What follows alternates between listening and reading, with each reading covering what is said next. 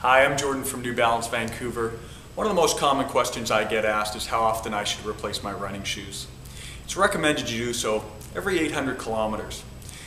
For the average runner running 3 times a week, 10 kilometers at a time, that usually equates to somewhere between 8 and 10 months. Obviously, if you're training for something like a marathon, you're putting a lot more mileage on your shoes, and you should be replacing your shoes more often.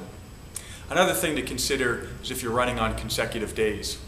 If you're doing so, then that shoe's not having the appropriate amount of time to dry out. Also, the midsole needs to rebound. So really, you should be alternating between 2 different pairs of shoes. You'll actually improve the life of both of those shoes. Some other considerations are the size of the individual. Obviously, if you're a heavy-set individual, you're going to break your shoes down more often.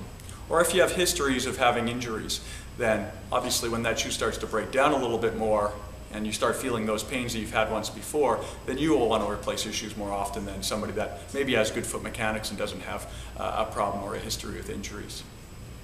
Another consideration is the type of shoe you're running in. Let's say it's a motion control shoe. Those shoes are designed for heavier set individuals, and therefore they'll get more life out of those shoes. Whereas the lightweight shoes or minimalist shoes, they're going to break down more often, and so you're going to have to replace that shoe more often as well. Let's say you're a heavy set person and have a desire to run in lightweight shoes, then obviously you're going to pay the price for that. So not looking at running shoes, but other shoes like walking shoes or casual shoes, one of the things you can do to identify whether that shoe's starting to break down or not is the sole wear.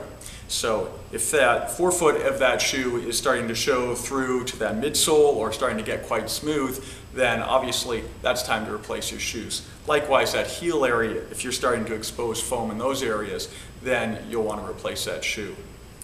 I like to do a little bit of a compression test, which is I squeeze that forefoot of that shoe, and if I feel a lot of softness in that area, then that's an indication that shoe's losing its support and its cushioning.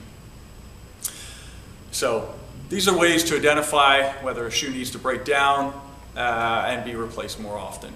So feel free to contact me. I'm Jordan at NewBalanceVancouver.ca.